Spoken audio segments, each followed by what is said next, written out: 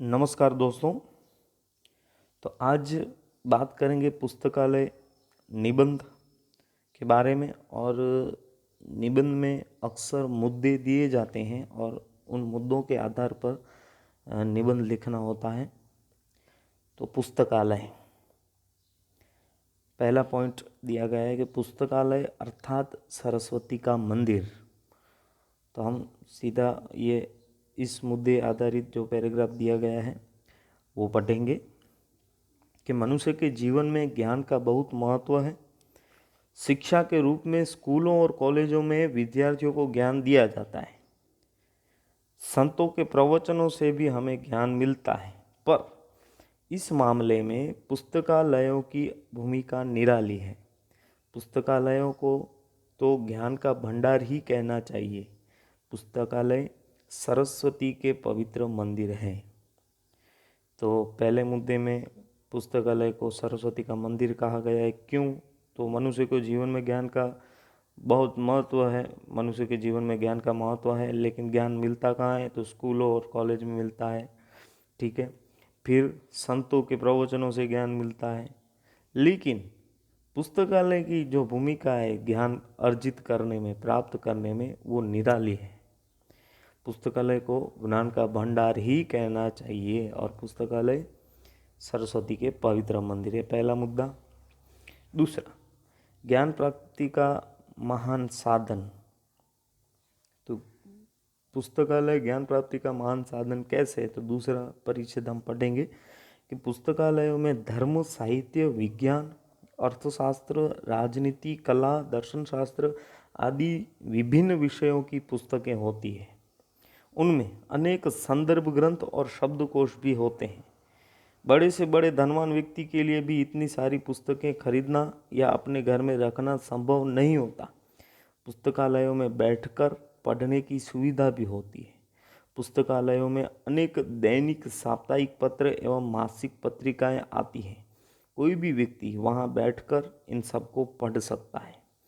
पुस्तकालय के सदस्य बनकर हम मनचाही पुस्तकें पढ़ने के लिए घर भी ले जा सकते हैं। पुस्तकालय एक ऐसी ज्ञान गंगा है जिसमें कोई भी डुबकी लगा सकता है। तो दूसरा मुद्दा था ज्ञान प्राप्ति का महान साधन। क्यों? क्योंकि इसमें विभिन्न विषय की पुस्तकें होती है, शब्द ग्रंथ होते हैं, शब्दकोश होते हैं, संदर्भ ग्रंथ होते हैं।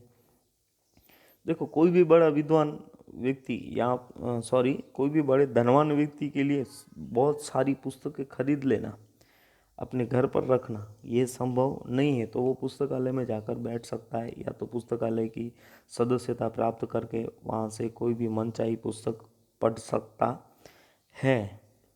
और अंत में लिखा था इसमें कि पुस्तकालय ऐसी गंगा है जिसमें कोई भी डुबकी लगा सकता है। दूसरा मुद्दा। फिर तीसरा मुद्दा, मनोरंजन का खजाना। फुर्सत का समय पुस्तकालय में बिताने से हमें बहुत लाभ होता है। वहाँ रखी महान लेखकों की पुस्तकें हमें ज्ञान के साथ साथ मनोरंजन भी प्रदान करती है। कहानियाँ और उपन्यास पढ़ने से मन हल्का हो जाता है। अच्छी पुस्तकें पढ़ने से मन में नए विचार आते हैं और नई प्रेरणाएं मिलती हैं। देश विदेश का साहित्य पढ़ने से हमारी दृष्टि विस्तृत होती है। इस प्रकार पुस्तकालय हमारे लिए वरदान साबित हो सकते हैं। तो मनोरंजन का खजाना तीसरा मुद्दा। तो उनमें हम लिख सकते हैं कि भाई फुर्सत में समय का सदुपयोग करना है तो हम पुस्तकालय जाकर वहाँ पर रखी किताबें, कहानियाँ पढ़कर, उपन्यास पढ़कर मन हल्का हो सकता है। फिर देखिए, पढ़ना और उस पढ़ाई को अमल में लाना तभी संभव होता है जब हम पढ़ते हैं, क्योंकि पुस्तक पढ़ने से मन में नए विचार आते हैं और उनसे प्रेरणा मिलती है। देश विदेश का साहित्य पढ़ने से हमारी दृष्टि भी विस्तृत होती है। इस प्रकार पुस्तकालय हमारे लिए वरदान साबित हो सकते हैं। ठीक है। फिर आदर्श पुस्तकालय के लिए कुछ आवश्यक बातें।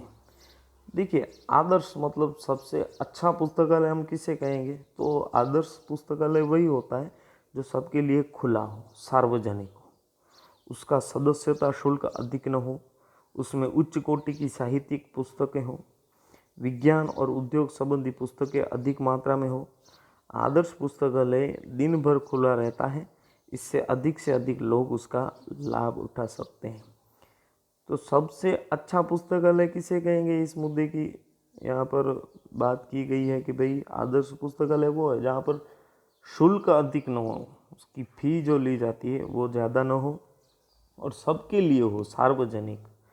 उसमें उच्च कोटि की साहित्यिक पुस्तकें एवं विज्ञान और उद्योग संबंधी पुस्तकें ज़्यादा हो और दिन भर खुला रहे, ऐसा पुस्तकालय होना चाहिए।